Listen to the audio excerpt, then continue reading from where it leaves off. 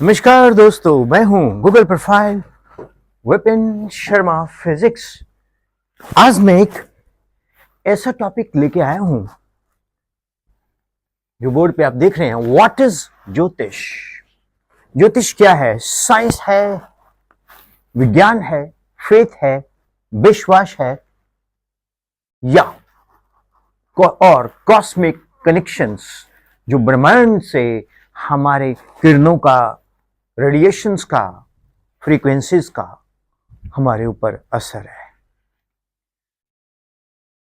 ये विषय पर हजारों सालों से लोगों को इतनी उत्सुकता रही है, आज भी है, और ये लोगों को क्यूरियस करता आया है।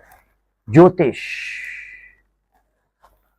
कुछ लोग इसे एस्ट्रोलॉजी कहते हैं, कुछ इसे साइंस का हिस्सा मानते हैं और कुछ इसे सिर्फ बिलीफ सिस्टम समझते हैं। लेकिन असली सवाल है, ज्योतिष है क्या? व्हाट इज ज्योतिष? क्या यह सिर्फ कुंडली बनाने का आर्ट है या एक पुराना ज्ञान का समंदर? तो यह विषय बिना म्यूजिक के, बिना बैकग्राउंड क्लिप्स के, सिंपल एक बोर्ड के ऊपर मैं प्रेजेंट कर रहा हूं, जहां जो विजुअल्स आपके दिमाग में आए आप सोच सकते हो। ज्योतिष का अर्थ क्या है? व्हाट्स द मीनिंग ऑफ ज्योतिष? ज्योतिष शब्द दो शब्दों से बना है। ज्योति मतलब लाइट, प्रकाश। प्रकाश आप मेरे चेहरे पे देख रहे हो। और ईश मतलब गॉड। हम बोलते ईश वंदना, प्रभु की स्तुति, प्रार्थना। इसका मूल अर्थ है प्रकाश के जरिए ज्ञान। प्रकाश के जरिए ज्ञान। वैदिक टाइम्स में ज्योतिष को वेदों की आंख कहा गया है। वैदिक टाइम्स में ज्योतिष को वेदों की आंख कहा गया है। और क्योंकि ये ज्ञान हमें समय यानी कि टाइम, ग्रह, प्लैनेट्स, नक्षत्र, कॉन्स्टलेशंस के बारे में, उनके प्रभाव को समझने की शक्ति देता है। पुरानी कहानियां कहते हैं कि प्राचीन भारत में ज्योतिष सिर्फ फ्यूचर बताने का तरीका नहीं था, बल्कि एग्रीकल्चर, कृषि, फेस्टिवल्स, त्योहार, मैरिजेस, शादियां, मेडिकल ट्रीटमेंट, बीमारियों के इलाज तक का डिसीजन ज्योतिष से होते थे।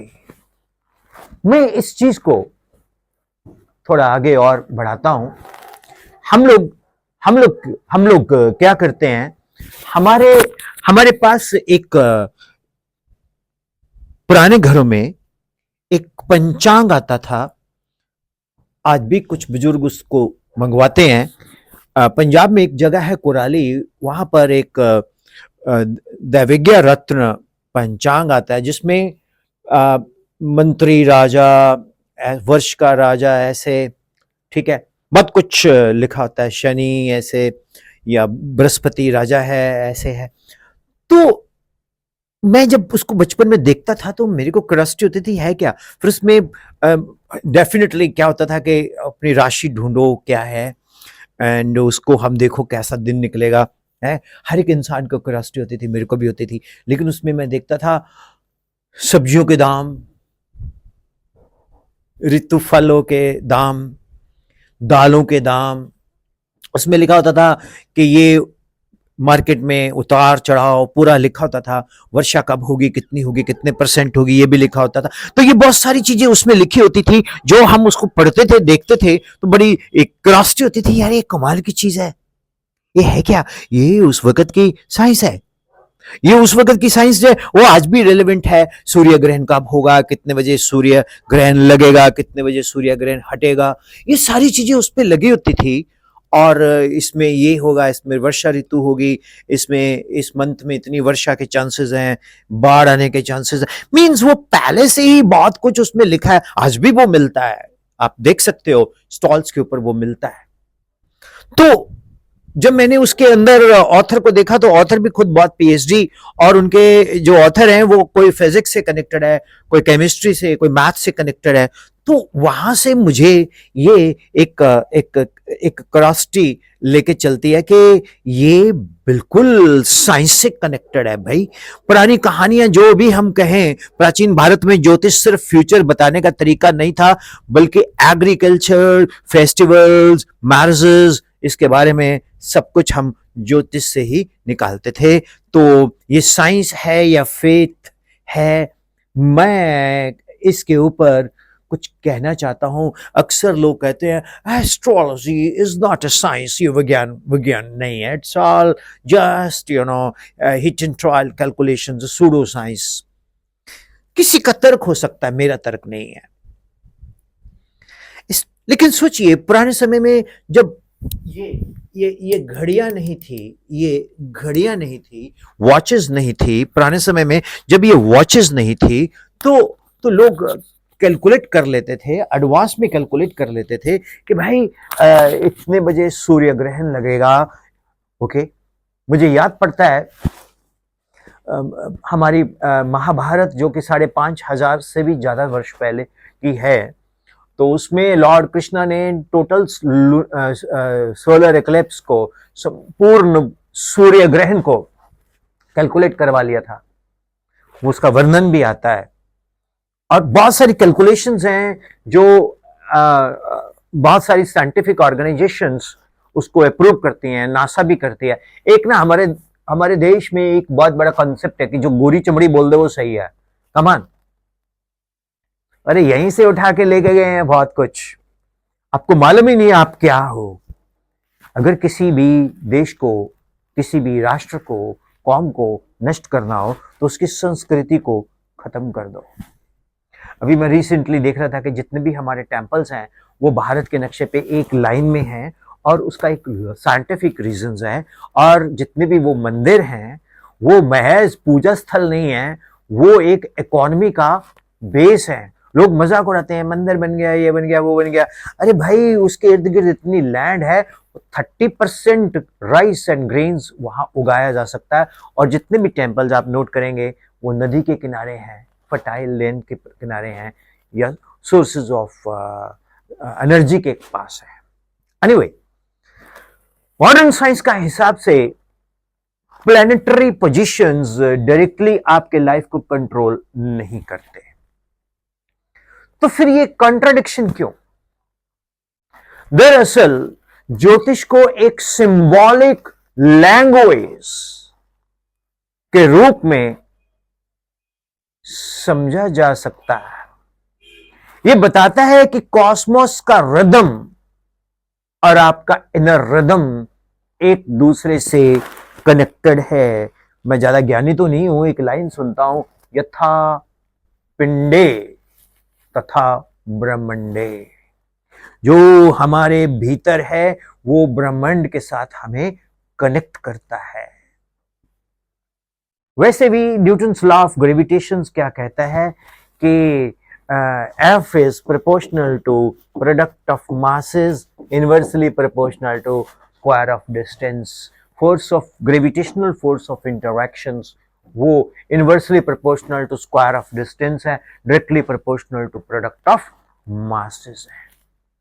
अगर हम हाथ भी हिलाते हैं तो पूरे ब्रह्मांड में हलचल पैदा होती है। ये Newton's universal law of gravitation है। क्योंकि मैं फिजिक्स को स्टूडेंट हूं तो मैंने फिजिक्स में मैं सीख रहा हूं ये।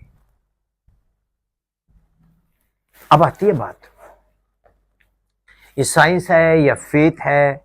कुछ लोग इसको किसी पर्टिकुलर धर्म से जोड़ के एक्सेप्ट नहीं करते कि मेरे धर्म में तो नहीं है। बिल्कुल मत फॉलो कीजिए आप। हम तो एक तर्क लेके आए हैं हम एक कॉन्सेप्ट लेके आए हैं।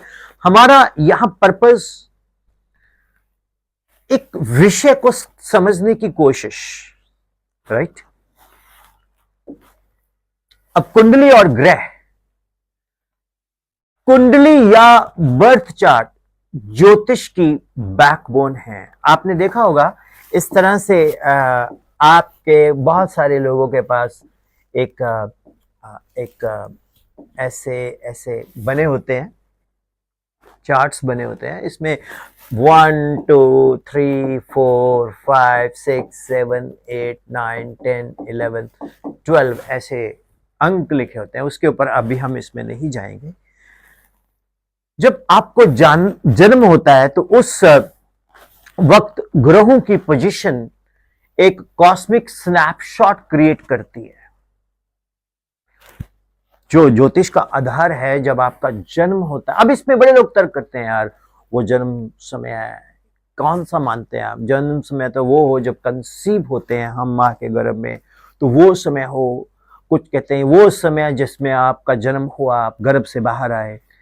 मैं उसमें नहीं जाना चाहता, लेकिन जब जन्म आपका होता है तो उस वक्त ग्रहों की पोजीशन एक कॉस्मिक स्नैपशॉट समझ सकते हैं कि आपकी पर्सनालिटी, ट्रेट्स, अपॉर्चुनिटीज, चैलेंजेस किस डायरेक्शन में हो सकते हैं।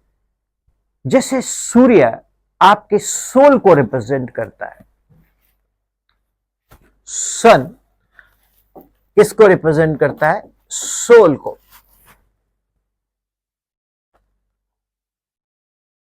ओके। मून इमोशंस को रिप्रेजेंट करता है। मार्स एक्शन को रिप्रेजेंट करता है। तभी बोलते हैं मैन फ्रॉम मार्स, ग्रीक भी बोलते हैं ये। क्यों? Man is full of action. बुध आपके इंटेलिजेंस को रिप्रेजेंट करता है। ये सब मिलकर एक मैप बनाते हैं, लेकिन याद रहे मैप डेस्टिनी नहीं है।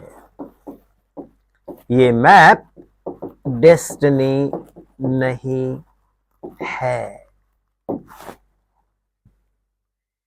सिर्फ डायरेक्शन दिखाता है। जैसे हमने कहीं जाना हो तो हम गूगल से डायरेक्शंस लेते हैं और फिर हम चलते हैं। जरूरी नहीं है कि हम अपनी मंजिल तय कर ले, लेकिन मंजिल को तय करने के लिए उस दिशा में हमने चलना शुरू किया होता है। अब मॉडर्न रेलेवेंस क्या है बॉस? ये पॉइंट आज के फास्ट पेस्ड वर्ल्ड में भी लोग ज्योतिष को समझने की कोशिश करते हैं और इसकी तरफ अट्रैक्ट होते हैं। यस, मैं भी होता हूं। मैं झूठ क्यों बोलूं जी? मैं क्यों एक्टिंग करूं? क्या I don't believe in astrology. मैं भी होता हूं अट्रैक्ट, जानने की मुझे क्यूरियोसिटी रहती है। क्या है? Career decisions, marriages, compatibility. शादी से पहले बड़े बड़े लोग भी जाके पूछते हैं कि देखना ये मिलन है कि नहीं है। हालांकि अगर किसी का लव अफेयर हो, वो बोलता है अब क्या है, क्या करेगा काजी जब मियां हो बीबी हो राजी। बट फिर भी आज की डेट में पूछने तो जरूर चले जाते हैं।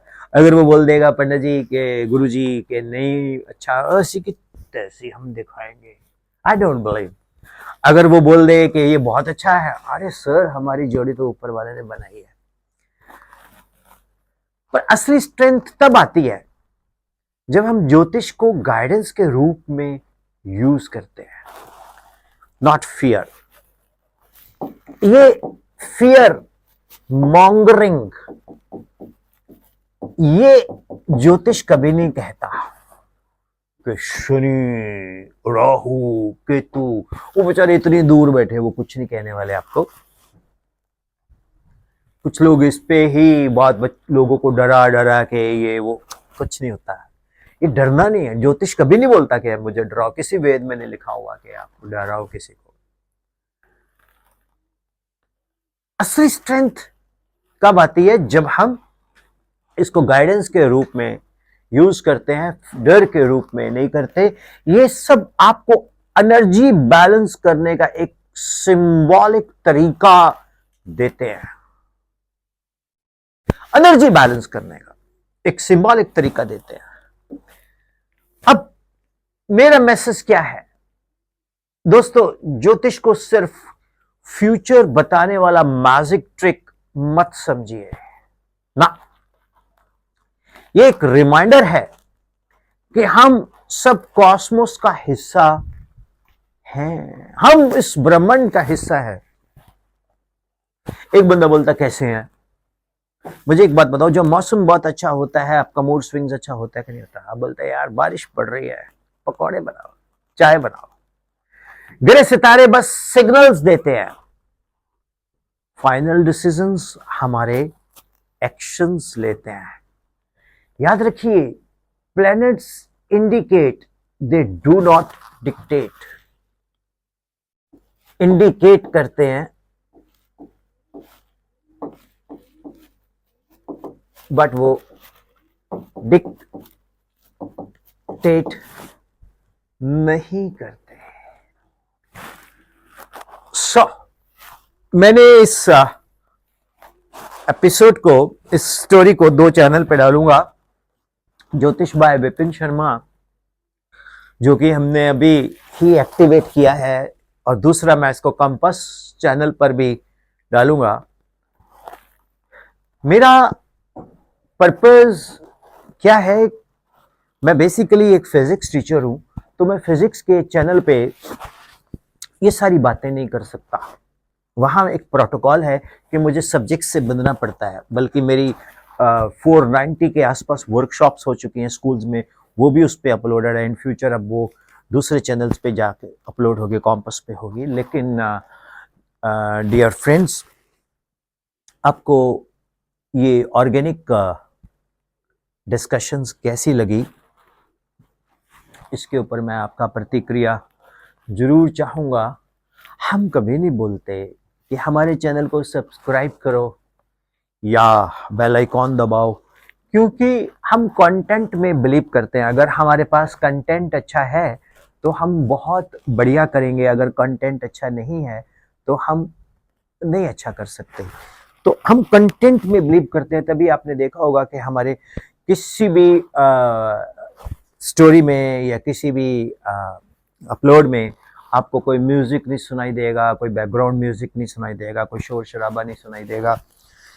बस मैं उन लोगों से ही कनेक्ट करना चाहता हूं जो किसी चीज को समझने की मेरी तरह कोशिश करते हैं, लाइक माइंडेड हैं।